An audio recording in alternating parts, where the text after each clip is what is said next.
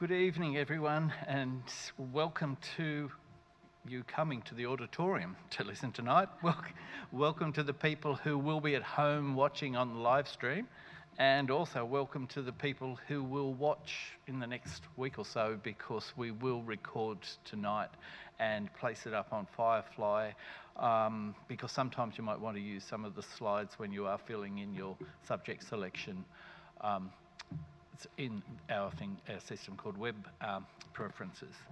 So thank you for coming and taking interest in what your son and your daughter is facing as he or she starts to choose for the first time any form of subject selection for their studies. It's really interesting for the students because they've had no input into what they've studied before. Now, to be fair, they're not getting too much input, but as we move through Year 9 into Year 10, and we're hopefully preparing them for their input into Years 11 and 12, where hopefully they'll be able to design a program that really is for them and their pathway for the goals after school. So I'd like to just go back for a while and remind ourselves of the basic principles on which we base the academic program at St. Peter's.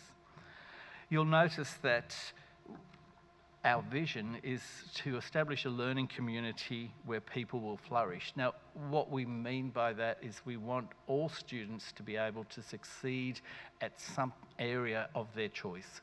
Some will focus very narrowly, some will broaden out what their experiences are at school, and hopefully, and we do this very well, I think, we do provide many opportunities for students to find their area and really to flourish.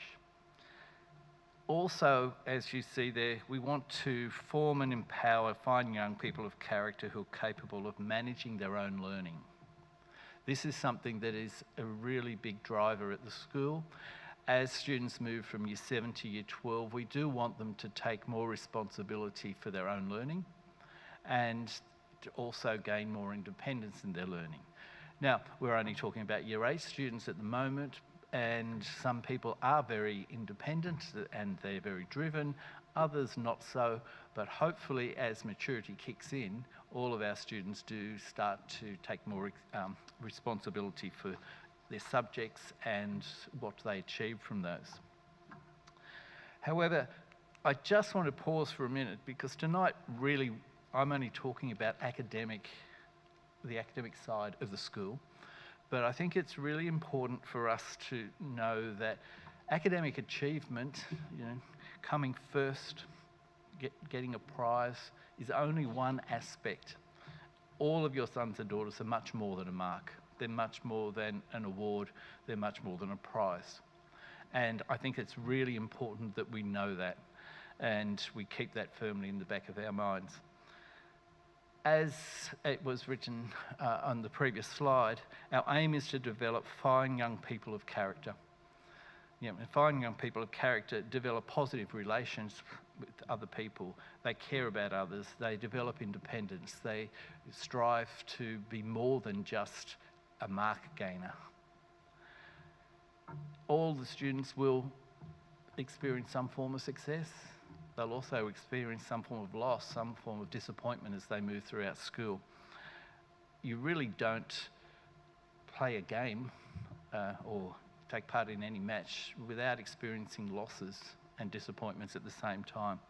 I think it's really important that we help our young people overcome those, and it's really important to see how they approach not getting what they want or not achieving to the standard that they would like all the time. Their reaction, and yours to a large extent, is really important to the development of the students. Also to the development of that fine young character, and as we say, to the whole child. I have been watching a couple of YouTube videos of valedictorians in the colleges in the US, and one speech only went for 5 minutes, and I thought it was quite enlightening. A boy who's obviously very bright, he's achieved enormously well, and he said he had spent years and years and years aiming to get that title. and his whole life is devoted to that. When he was announced the valedictorian, he was elated and it lasted 15 seconds. After the 16th second, he said, "What's next?" It had all gone. And he finished by saying, "Working hard is good, but it should not be done for the sole purpose of the goal of achieving an award." So I think that's very important information because we want students to achieve awards. Not everyone will, but it's not the judgment that we will solely base the worth of anyone on that. But having said that, we are focusing on academics tonight. So just to remind you what your son and your daughters may have done or will have done in the last 2 years. You can see in those boxes, there are 5 of them there. They've studied a broad range of subjects, and those subjects had a broad knowledge base behind them, a lot of problem-solving skills, higher order thinking skills, and transferable skills. Transferable skills is always an interesting one as a teacher. Students find it hard. Adults, I think we all find hard. And we have introduced a few subjects next year as electives that Lucy will talk about soon that we hope will develop some of those transferable skills. All of the students have studied English, maths, science, HPE, the health and physical education, and Christian studies, compulsory subjects. Most have studied language, and we have rotated through history, geography, the art subjects, and the technology subjects. So there has been a great range covered and certainly a great focus on basics in the compulsory English, maths, science subjects. Next year, in Year 9, they are the compulsory subjects. They're the same, you'll notice. The only difference is nothing. Trying to do this out the glasses, yeah. English, maths, science, 6 months, 1 semester of history, 1 semester of geography, Christian studies, and health and physical education. So students will obviously be in either, for English and maths, the essential classes, the mainstream classes, or perhaps the enrichment classes. Those subjects, or types of subjects, courses within the subject are designed for different students and their different learning styles. But the elective subjects are really what you're here about tonight. And you can see across the top, we have on the far right, your left-hand side, and the next one, we group the subjects into subjects called under the heading the arts, and some under the heading the technology subjects, and then we have languages. So students will be asked to study 2 subjects, 2 elective subjects, that is, each semester. And one of those subjects will be from the arts and one will be from technology. However, if a student wishes to study a language, that subject will take up 2 of the electives because the languages will go for the whole year or 2 semesters. So it sounds a bit confusing when you say it. So it's either 1 subject for the whole year and 2 subjects for each semester, or you could have 4 subjects if you're not doing a language. You'll also see on the far right-hand column, we have 2 courses, EAL and ASDP. They are specific courses for people with specific learning needs, and students don't enrol in those. You as parents will be contacted if we feel those courses would be of any benefit to your son or daughter. We obviously have people already in those classes, and we would expect probably that they will continue within those classes next year. So we have the compulsory subjects and the elective subjects. Now you can see the bottom 2 in arts and and technology. They're the 4 new subjects. And I'm not going to talk about those because Lucy will in a moment, but they are cross-curricular subjects. So where you may study art, it is very much fitting under the heading the arts. It'd be what you would know about art from your experience. However, when you study something like musical theatre, it's going to cross boundaries. Lucy will go over those in more detail, as I said, but they're very interesting innovations that we are putting forward for next year. They haven't been here before, and we're hoping that we see a number of students apply to study those, and then we can do some review as to how well they've gone. So, once again, you see the elective subjects there. That's just separating the arts and technology. And as I said, we've got this presentation being taped, but the PowerPoint will also be there. So don't worry about whether you can see it or not and taking photos. You can access it from tomorrow onwards on Firefly. So you won't remember which subjects are going to come under the arts necessarily and which are technology. But one must come from art, one must come from technology throughout the year. You could have more, but at least one. Languages, we do have a lot of people who study languages, and we have Chinese, French, German, and Japanese that we are studying. French, I think. If you have studied language in Year 7 and Year 8, obviously it could be a good idea if you enjoy that to keep going. We never encourage people to stop language and try and pick it up again in Year 11. It's very difficult to miss out on 2 years and to come into a senior course and think that you can pick it up again. So language is something that if your son and daughter is doing language and he or she really is enjoying it, a good idea to keep going. Perhaps if struggling, have a talk to the teacher and make up your mind with more information. Now, that's just all the subjects together. Once again, that's for you to see really when you've got the PowerPoint in front of you, so it gives you an overview. So keep in mind compulsory subjects, then we have elective subjects and a few rules around how you choose those elective subjects. Now, to give you some more detail about the cross-curricular subjects, I'll ask Lucy Boland to come up. She's been working very hard with a number of people designing these courses as innovations, and hopefully, as I said before, we get a lot of people who are interested. Thank you. That was a lovely segue into what I want to talk to you about. So I'm really excited to have the chance to talk to you tonight, and I'm really grateful for so many of you coming out in this Arctic weather, especially. But I'm grateful for the people who are listening at home too, because sometimes this is nice to go through again at your own pace later, and with your young people with you, so that you can have some of the debates about some choices that will be made next year and find a program that's really exciting to them. So I am here to talk to you about the details of this cross-curricular project that we are implementing next year.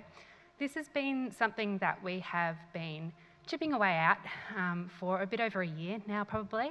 We have done a range of different visits to different schools who offer similar programs, and we have spoken to colleagues at different schools who have experienced this and have run these courses over a number of years in a couple of different contexts.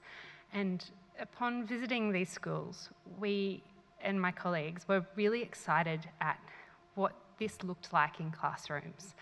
I was particularly excited about how enthused the students were about what it was that they were learning.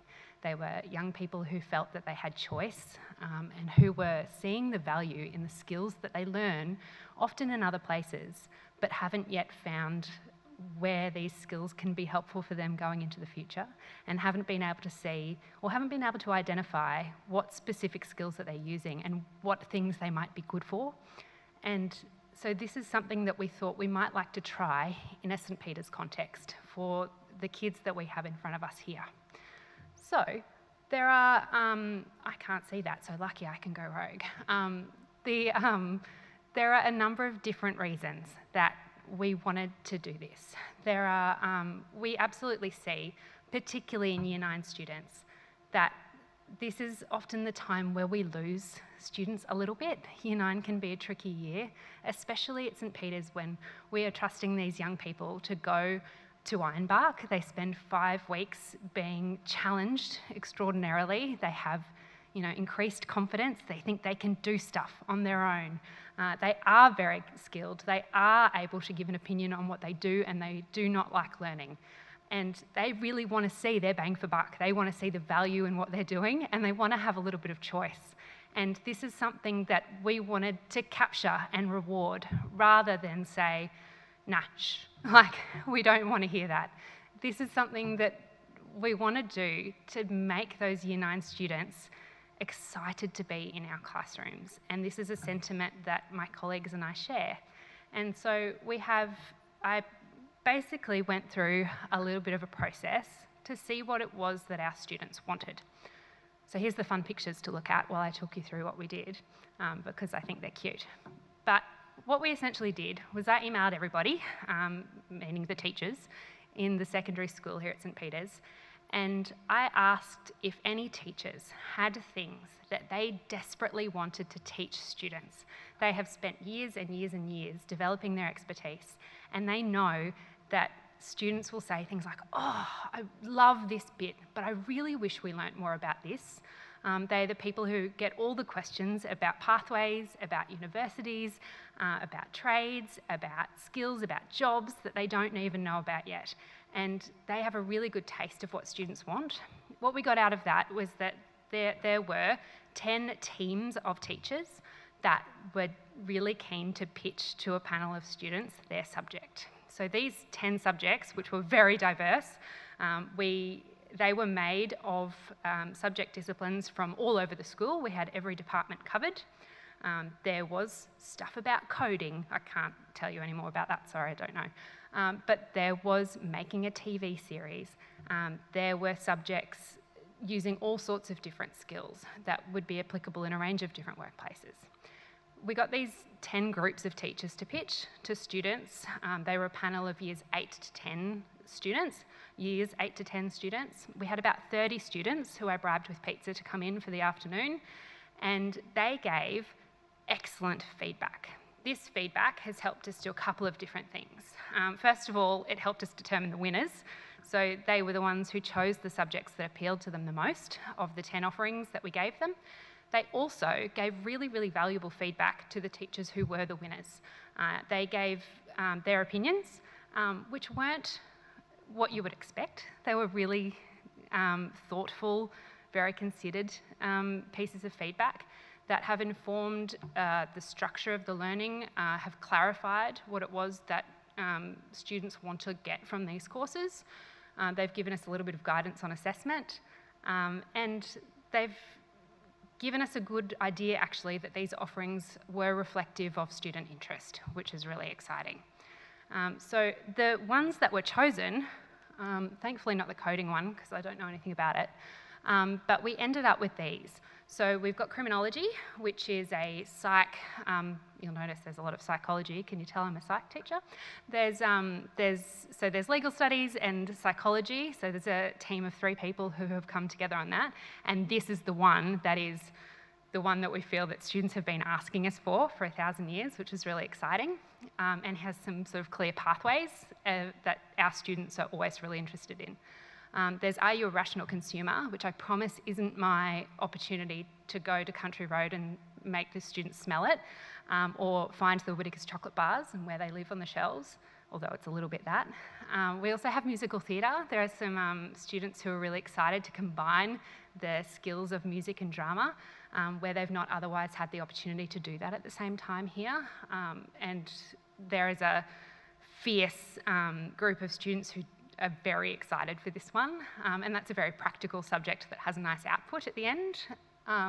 And we have our advertising in the age of AI subject, which is really cool because I think it's very reflective of what we're looking at in terms of showing students how the skills that they are currently developing are very, I guess, applicable and needed, and we need to see how we can transfer those skills of things that they're learning in the classroom now to industry stuff that is happening right now, to show them why what they're learning is of value, even in a world that's changing very quickly.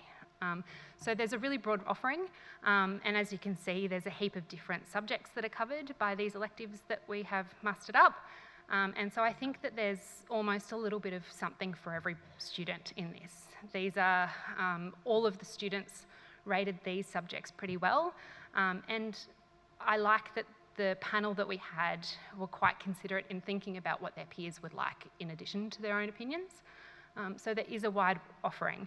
And as Ross mentioned before, these are subjects that we have put into the arts and technology stream, even if they aren't exclusively that. They cover a couple of different disciplines. But we are giving students a little bit of choice to select these if they want to, so that we can get an idea of what it is they're interested in and what they're hoping to do. So we're giving a little bit more flexibility by putting them in some of those streams on this occasion. I do have to preface this with, this is the first time that we're doing it, and it is an experiment. And like any other subject, we have to offer what students are interested in. So while we've done all of our collection of data, it is very possible that there will be 250 students who want to do criminology. And there might be 6 who want to do Are You a Rational Consumer? And that will absolutely inform our staffing and our decisions about what we can offer and what we can offer in each semester. So it's possible that some we will have an abundance, some we'll have a great deficit, and that maybe will mean that some people are disappointed.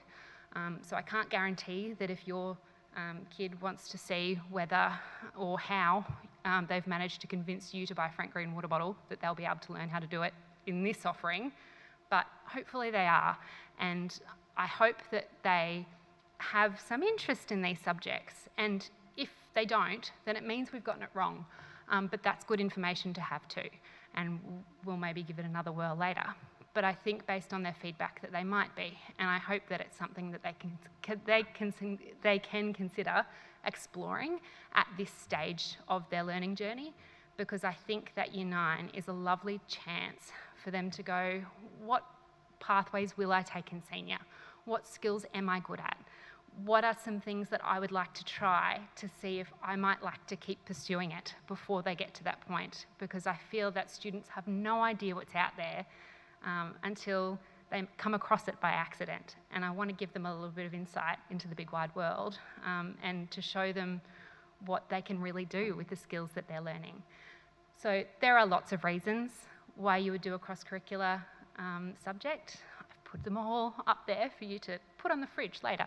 But to limit how much talking I'll do, one of the things that I want to leave you with that I think is really important is I want to speak to I think it's the last one, you tell me, but I really think it's important for students to develop the metacognition to understand when they're using skills, where they're using them, and what things they do are developing them, so that we have students who are able to go out into the world and know that even if the industry that they thought that they might work in stops or ceases entirely tomorrow, there are a number of other things that they can do with those same skills, because these are people who will work in a world where roles and jobs and industries and things will change rapidly, and that is something that's really exciting and something that we should be preparing them for.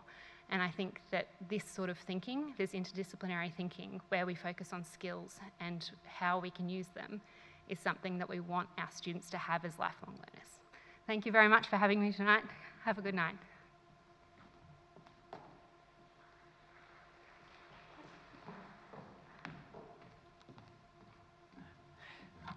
Thank you, Lucy. We're very excited about the introduction of these courses. For many years, many schools, this is the subject you can choose, this is the subject you're going to do, but these subjects have come from students up rather than the other way down. So we're very excited, and hopefully we'll get a number of students wanting to choose those. As Lucy said, I think it's important that we understand how our timetable is constructed. We're a school that constructs a timetable around student choice, and that is from Year 9 to Year 12. And that means, in really simple terms, if a lot of students choose the subject, we offer it, and we may offer more than one class. If no students choose the subject, we don't offer it, or very few do.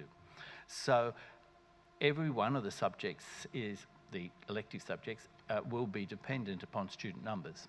We obviously are in a school with a lot of students, up to 300 in a year. So it is not that rare that we don't run subjects, but obviously introducing 4 more subjects is cutting the pie more thinly in certain areas. So now just some guidelines for you when you're thinking of choosing subjects.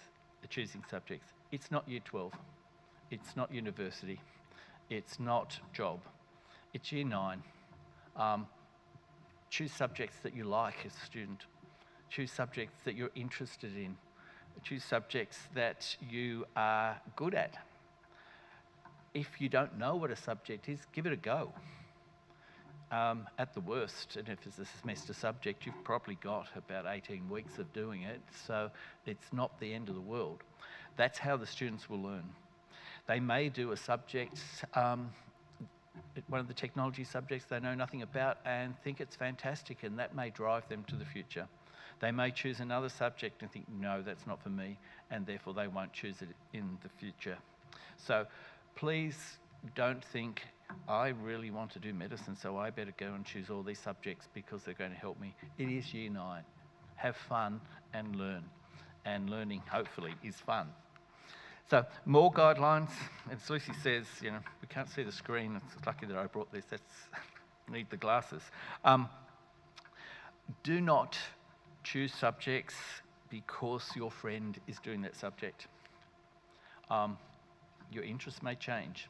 And because your friend likes French, doesn't mean that you have to like French. You will still see your friend at recess and lunch and in another subject. Do not choose it because you think it's easy. Do not choose it, a double negative, if you think it's too hard. Give it a go. Do not choose a subject because you think the teacher's really good. And you've had that teacher in year 8. That teacher may not choose to teach that subject next year. That teacher may not be able to teach it. We may have 5 classes of it and you're in a different class. That teacher may not even be in the school next year. So do not choose subjects according to friendship or according to a teacher. I think they're very important because when we get people wanting to change subjects, they're some of the reasons why they want to change. I really want to be with my friends and I really like this teacher. We don't make subject changes just because of those reasons. My advice is have a go. And I often say to the students, you actually don't know what you don't know. So by having a go at something, you've got information which gives you a better platform from which to choose in the years to come. Where you can find more information about these subjects, we have course planning guides. They're on Firefly. Students can find those easily, and I've got a slide up there that you can use and to find exactly where they are. Our course handbooks are in year 7 and 8 and 9. Then there's a year 10 one, and then 11 and 12 one as well. You can go back and look at the PowerPoints to get more detail. You can, if you really want to listen to Lucy and me again, do that. Obviously, teachers are very good sources of information for students if they're not sure what they want to do. CLs are curriculum leaders as well. So there are some questions we usually get from Year 9. How does Ironbark affect what's going on?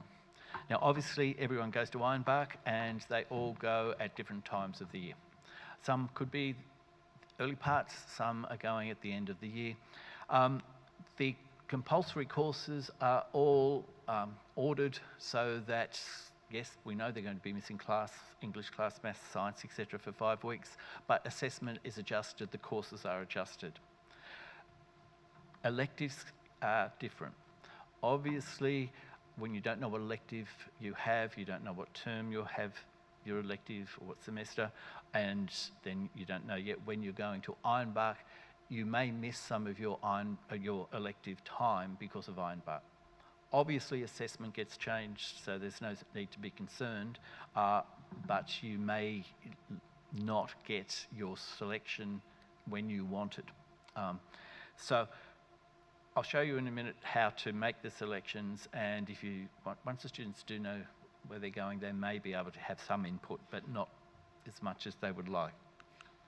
Maths is an interesting one. We have 2 levels of maths. We have general maths or mainstream maths. That is a course. There's nothing wrong with that course. You can do very well at university by doing that course. It will lead you to all places. We also have an advanced maths course. Their recommendations of the results we think you should get to give you a solid foundation to move into advanced maths in Year 9. We basically say we'd like you to pass Year 8. So a C will help you. If you're getting a C minus, scraping through a D plus, it's probably better that you choose general maths. What I would suggest though is a mark is a mark. It doesn't tell you about the whole progress that the child makes in the subject. You go to the teacher and ask the teacher if you've got any concerns. Because there are some implications of mathematics and the level you do once you get to Year 11 and Year 12. For example, if you wish to go into an engineering course at university, you do need a high level of maths. If you're going into Year 9 at a low level maths, it doesn't mean you can't do it later on, but it might make it a bit more challenging. So if you're on the borderline, we always suggest talk to the teacher, talk to the head of the department at the CL, and give it a go for a while. If you find it too hard and you find that it's causing you too much stress, emotionally, psychologically, it's taking you too much each night to try and do it, then come and talk to us and we can see what we can do. So pay particular attention. You've only got a semester's mark at this stage. You can always change your subject selection later on. If, for example, you're sitting on a C and it goes up to an A, you can certainly change it. The next one is common questions people ask us. And some of those questions, what is the impact of Heimbach? I think I've covered that. Can you change subjects during the year? Compulsory subjects, obviously no. The elective subjects, yes, at the beginning of each semester, you've got 2 weeks to have a go at the subject and then you can change it if you like. The students, if you leave it too much longer than that, it is a bit difficult to catch up. And so we tend to say no. Obviously, if you're staying in a language class, for example, and you're really struggling, we are not going to make you sit there for a year and really suffer, so we would talk to people about that. However, most of the subjects, they're only going for a semester. We don't like people trying to opt out because it doesn't build resilience. And as I said before, it's not that many weeks to put up with something. Do you need to know the pathway that you are going to take post-school or in years 11 and 12 is another question we often get. The answer is no. I think I've said a number of times now, it's Year 9. Just consider maths in the background of that. Course planning guide. You can find the guides on Firefly. And if you look at this PowerPoint later on, you can find exactly where it is if your son or daughter can't find it for you.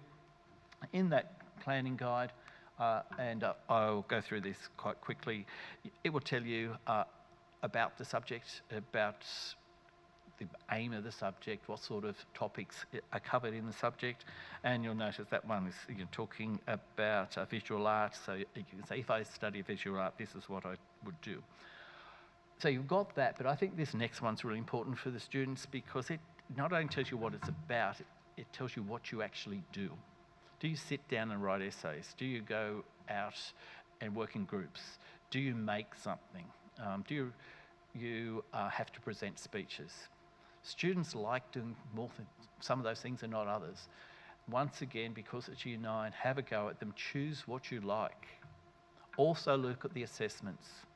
Some of the assessments are going to be exams. Some of the assessments are going to be assessments where you've got a lot of time to do it. Some of them are going to be putting on a performance. I assume the musical theatre one is going to have a production of something because that's the whole aim of it. Whereas the criminology one technically could have you writing an essay. I don't think it will, but it could. It could be doing something in a court as an acting scene. So if you don't like standing up and acting and the drama assessment says you have to act, perhaps it's not the best subject for the students. So I think the assessment and the task is something that really is worthwhile looking at before you make a snap decision. Now music is, this one's not really relevant to too many people because we don't get a lot of people doing music, but it is one of the subjects that you can do for 2 semesters, and there is an upper level music as well. So if your son or daughter is doing music at the moment, I suggest that they or you talk to the music teacher to ascertain whether it's a good idea to try to do the extended course or not. Music would be one of the subjects that may not be good to drop and then pick up in year 11. However, if you've got a big program out of school and you are learning music out of school, it may not matter. So you just need to talk about what is best for you. Okay, so the subject selection process, you will get an email. And the email will come out, it's up there in a moment, I think it's the Friday, the 1st of August, a week tomorrow. And on that email will have all of that information. And that is your code, your son and daughter's code, how to get into the system and what you enter. And once you've got that, you have to nominate 6 preferences. So I said before, only 4 subjects at the most do you do, but we do need some reserves. And therefore, when you're thinking about it, what are the ones you want and what are the ones that you are sort of interested in, but not as much as the top 2? Now, I'm not reading through these because obviously you can look at them later. They're the dates for you. So the subject selection will be done, and it's done online, so you can do it at home, by Monday the 11th of August. And we do say 9 a.m. because the timetable gets started straight away, because it does take that long for us to work through. These slides, and I'm just going to skim through them, they show you how to use the system. So it will tell you step 1 is this, step 2 is this, step 3 is this, and step 4. So it just takes you through very simply. In order to enter my system, my subjects into the system, I need to follow this. It's not hard. And with this beside you, it's fairly easy to encounter. Some student examples are there for you as well, but you can see that's a completed form that that student would prefer to do. Their selections are drama, digital technology, and French. So if you look here, you can see how French, or anything that's going for a year, so any of their languages, etc., they need to be down at number 3 and number 4. So don't forget to put them in twice, because you want them for 2 semesters. Don't put them in at 1 or 2, because that's where you want your selections. And then you can see that the top 2 selections of digital drama and digital technology. And down the bottom, visual art and food technology, the student wouldn't mind doing those if he or she had to. Then you just get the next one, which shows you there's no music, no music or language, so there's no double semester. So that person has 4 separate ones put into there. And once again, they just go through with some examples for you. If you do make some mistakes, it won't accept it. So it's not going to let you go ahead. And when you get to the end, it will say, click and save my choices and print a receipt. I suggest you print the receipt. We do get a number of people, because you're doing this on the 11th of August, that will come to us in June next year and say, what did I select? And they don't forget. They don't remember. So please keep that in mind. And I think that's the last one. And then there's the contact information. Now, any questions about any of this, please contact me at the Academic Hub. Academic Operations, they are the people you will contact if your subject selection is not working properly. If you do make some errors, I think you've got 4 times that you can change it. If you want to change it after 4 times, you will be locked out, so therefore you'd have to contact